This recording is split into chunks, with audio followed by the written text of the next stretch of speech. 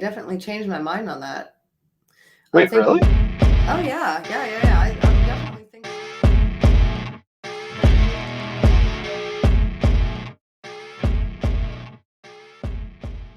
I don't think this is actually what I wanted the SE, and that's fine. We can still press forward this claim, but I think it may have been actually when we were talking about who should decide whether you do SE, right?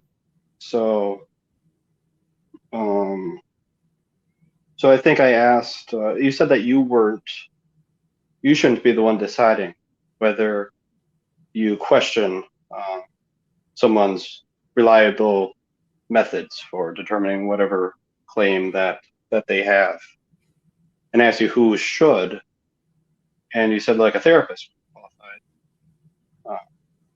and then I kind of gave the suggestion like, what if you ask them if they if they desire to know what is true, and I don't know, I think you may have, I'm not sure what you exactly said, so I'm going to let you re-answer that.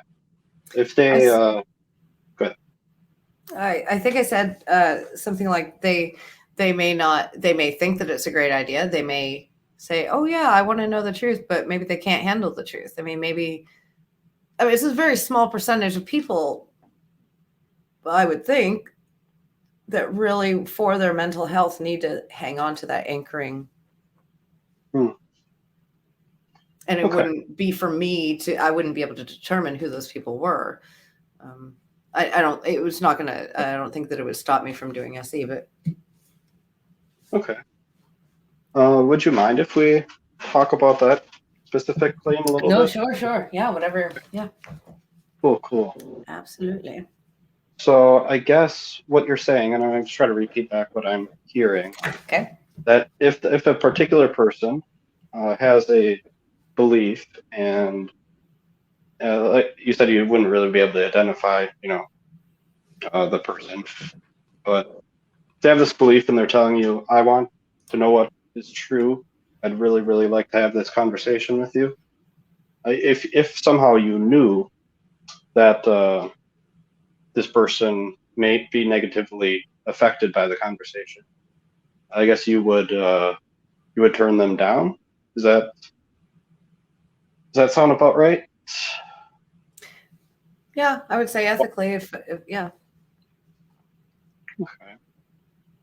I guess in this sense that their desire to know what is true is less important than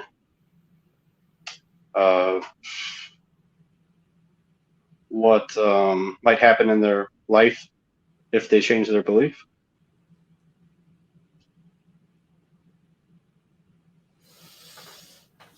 Yeah.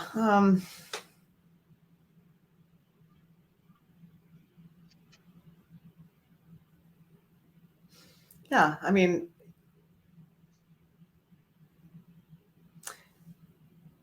children may want to have chocolate cake for dinner, but that doesn't mean that we should let them. And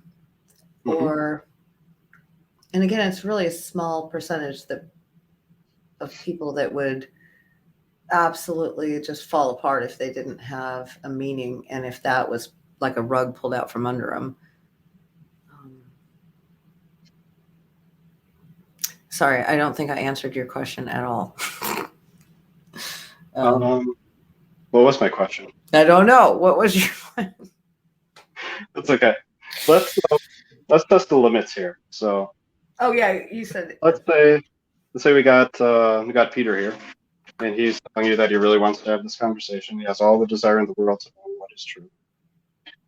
And let's say if he does find out what is true, he's gonna be pretty upset, and might go home that night and punch his pillow a whole bunch of times and get really worked up.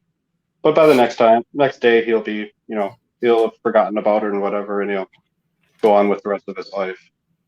Is that example one where you wouldn't want to have that conversation with them? No, that would be fine. I'm just talking about the people that their mental health would be unnerved, that they're.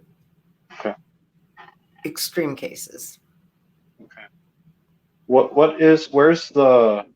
do you draw that line? Like, is it like suicide ideation, or is it just having extreme anxiety about it, or? Well, an individual who goes through a trauma, a loss, a divorce, a death of a family member, loss of a identifying belief system might experience negative side effects from that. I think that I don't know what would be. Yeah, I don't know what would be the. I mean, I don't know. I'm wondering if there are some people that their whole life would just go to ruin if they didn't have that anchoring grounding. So really, it's kind of a question that I have, like for Mark or somebody. So it sounds like it may not be just strictly maybe I'm reading between the lines too much. Correct me if I'm wrong. And excuse the cough. So it may not be strictly a mental health issue. Could there be other stuff as well? Like that might throw their life into ruins? Is that what you're suggesting? Might throw their life into ruin.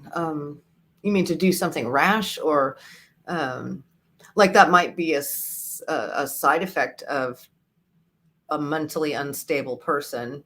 Oh, okay. You were talking about a side effect of that. Okay. Yeah, that might Gotcha. be. Oh, we got Dolly here. Are there consequences besides mental health that matter? I would think that mental health would be the ultimate thing that you wouldn't want to disrupt too much. Yeah, I'm not concerned with somebody having to rethink their life in certain ways. I think the benefits outweigh. I mean, the benefits of a free life, to be free of untrue baggage, or I think the benefits. I mean, obviously, that's why we're doing this. I think believing true things is much more beneficial to the psyche of a person.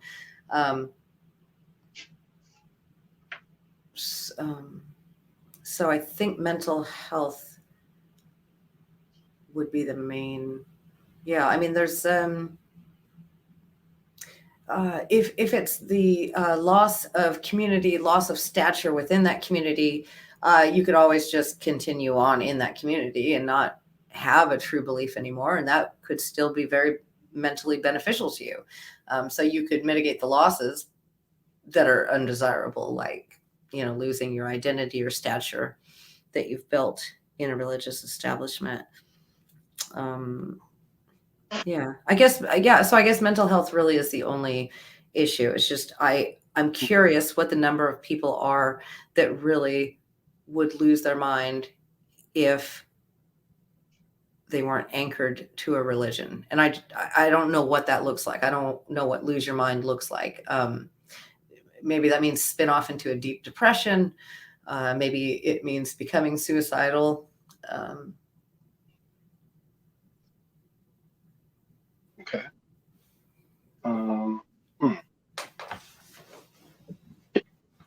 You said that the mental health would be the number one. Mm-hmm. Do you have any idea of what number two might look like? Great question, Pierce.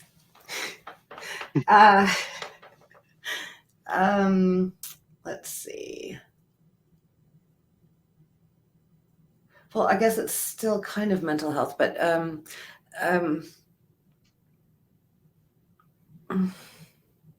yeah, other than mental health, yeah.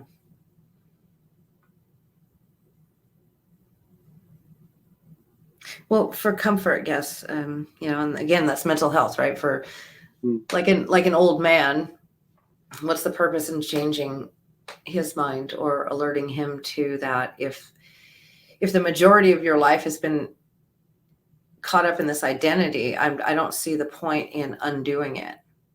Which is really weird to hear me say, because I always thought, it's always better to just tell people the truth. But I think some people don't want the truth, and that just blows my mind. But I think that that's really true. I think some people would rather. Yeah, that's why consent. Really, that's why we're doing consent, right? I mean, I think some people would rather believe a lie. So if you were to ask someone the Mark question, do you want to believe in true things on a scale from 1 to 7, and they give you the one answer, that would be kind of the do not fly area, perhaps. yeah, I mean, I guess so. I mean, if they, but again, it could be the same reasoning of maybe they say they don't want to, but maybe it'd be the best thing that ever happened to them. Like who knows? Maybe but then again, that's what I'm saying. I mean, I'm not the one to. I guess there is there's risks always, but I think overall the risks, the benefits outweigh any of the risks. I do believe that the base of people that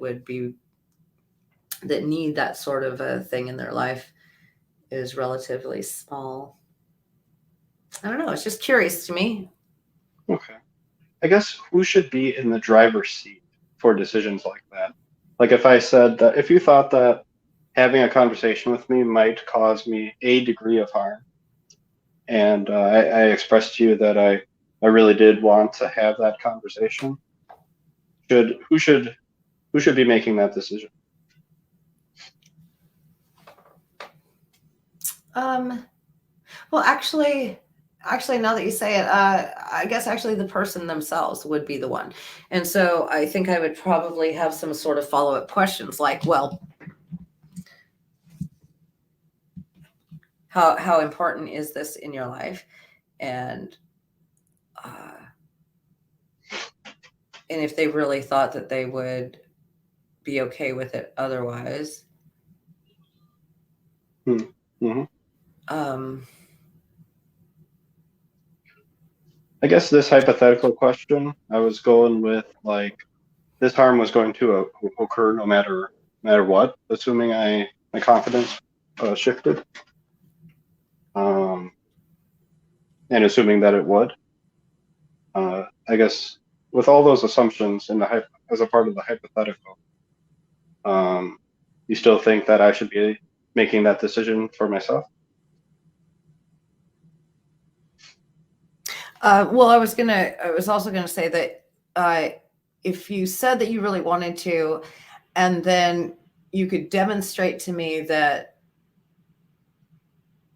it's not a necessary building block to your life, or that you could show how you are going to redistribute or I don't know. I mean, yeah, right. That's a really interesting question. Oh, you're going outside the hypothetical, Veronica. It's assuming the harm is going to occur. It's going to occur no matter what. Or no, assuming we have the conversation. Okay. Assuming that the harm's going to occur anyway, either way, whether you have. Well, it's not whether we have the conversation. If we don't have the conversation, won't know the truth.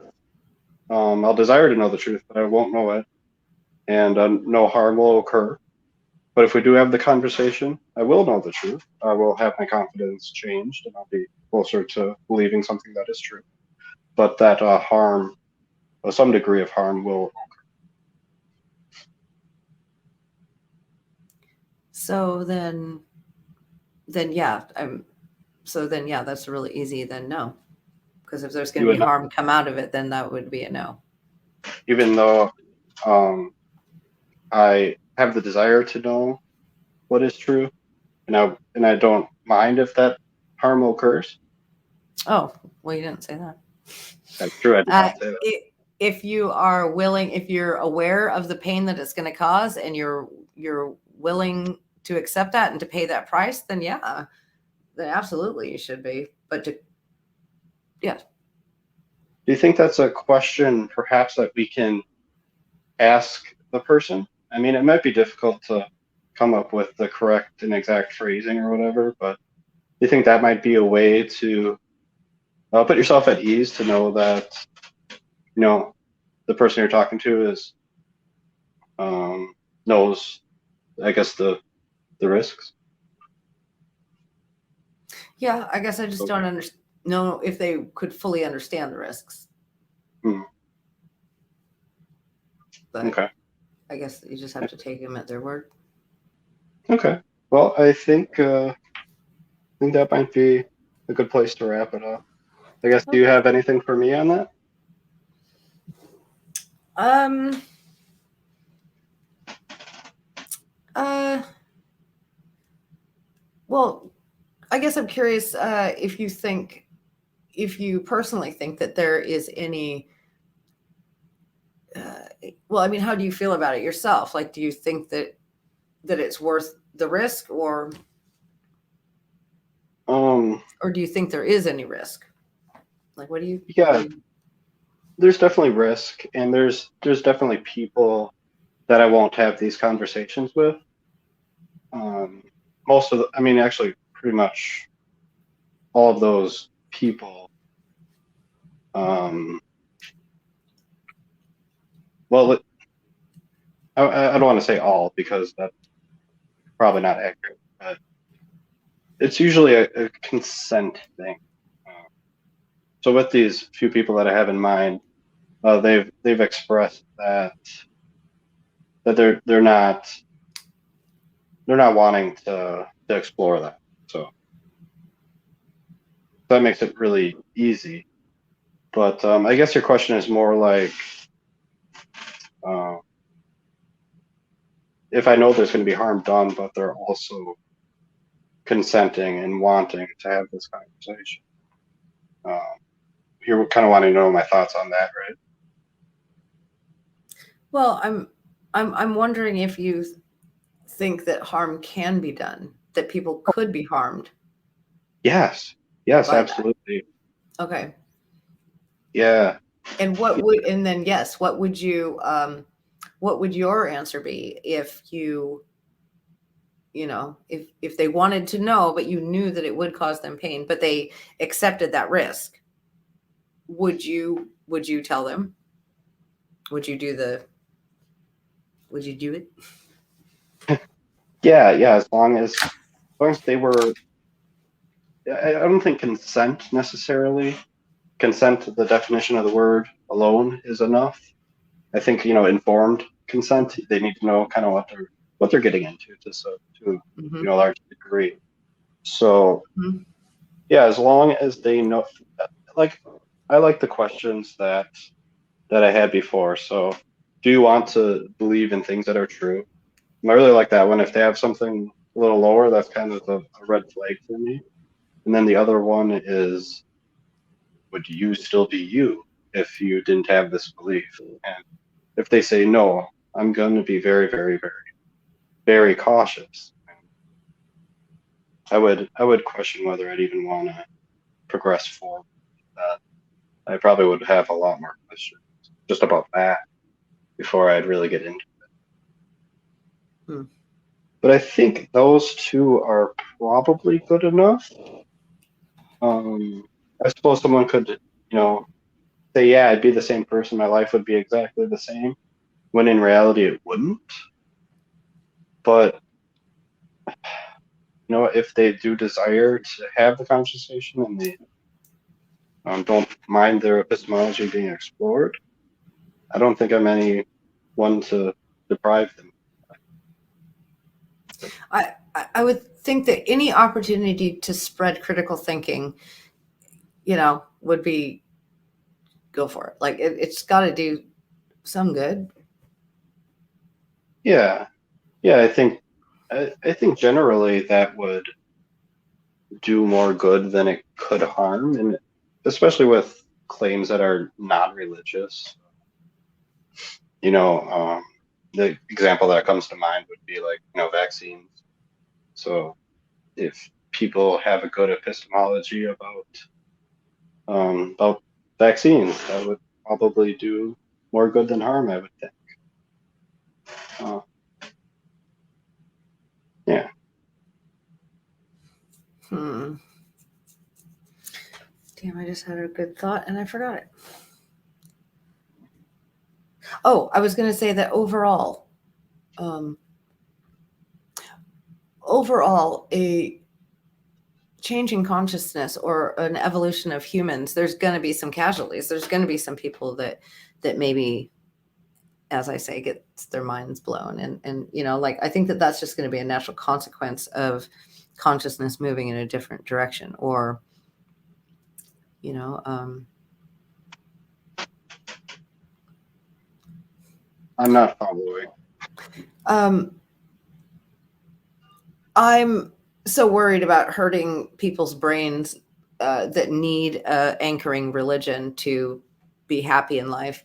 And I'm like looking at the trees and not the forest, because if I'm looking at the forest, then I realize that, there's going to be some casualties along the way. There's going to be some people that their minds get blown, but the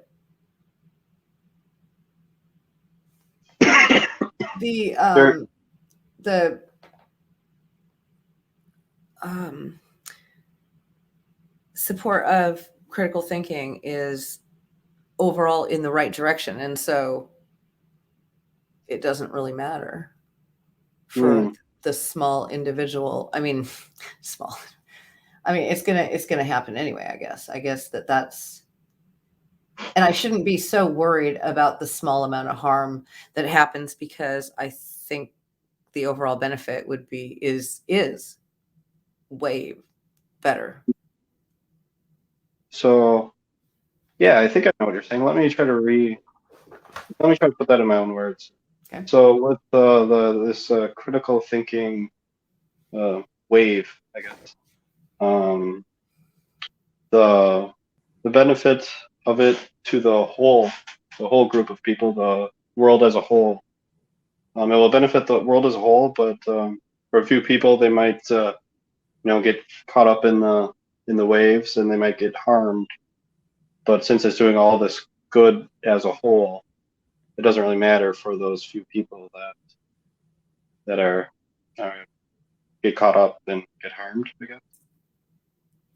Well, yeah, it's all very sad. I don't mean to be callous, and it doesn't matter for them. Too bad for them. But yeah, I think that there's natural consequences or sacrifices, or just it's inevitable. And so the larger picture for the benefit for more than for the few. Interesting. I guess. Yeah.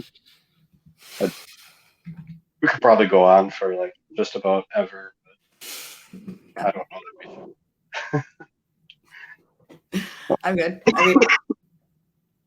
Well, I definitely changed my mind on that. Wait, really? Oh yeah.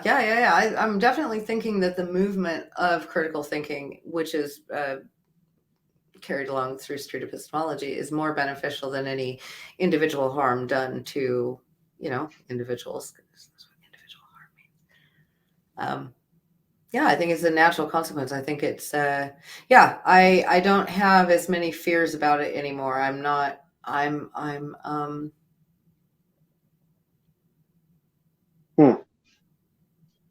Yeah, I think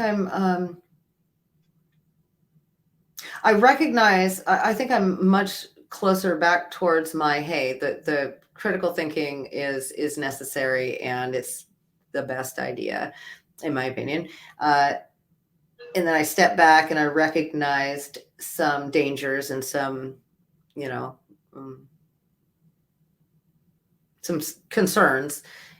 And then after thinking about it, I think I've stepped back again to see that, no, I think it's a pretty critical movement, and seeing the things that I was concerned about as just natural inevitabilities makes it much more palatable for me to actually proceed and do it, because I'm not so worried about the individual trees that might get, if I will trust their consent. If they say they want to know, well, all right then.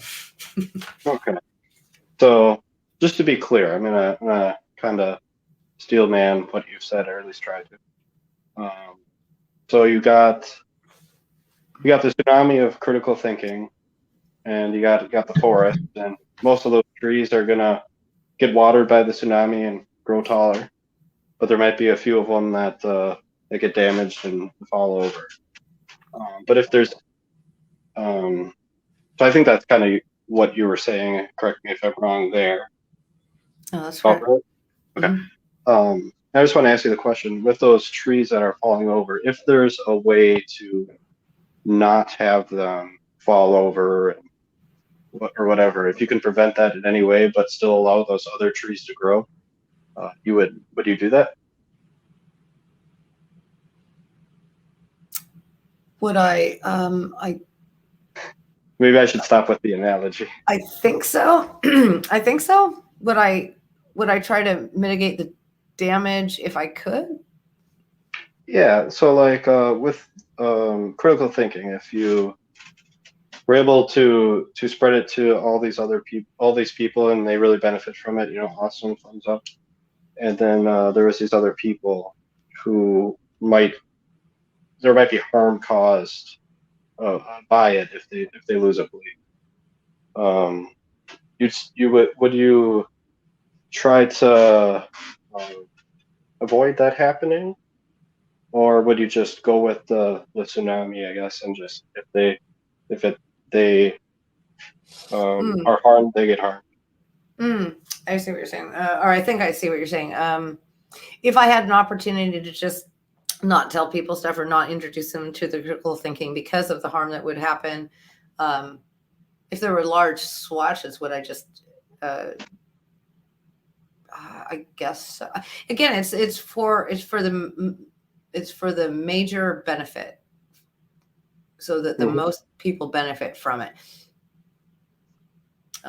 If not educating that small pocket of people that would have harm caused to it would then enable their further generations to continue it on, then I would say no, rip the Band-Aid off now. Okay. We could go on forever. I know, right? They could go on forever. But I think we should probably end it there. Okay. Yeah, Dolly says good spot to close, and I agree. Good.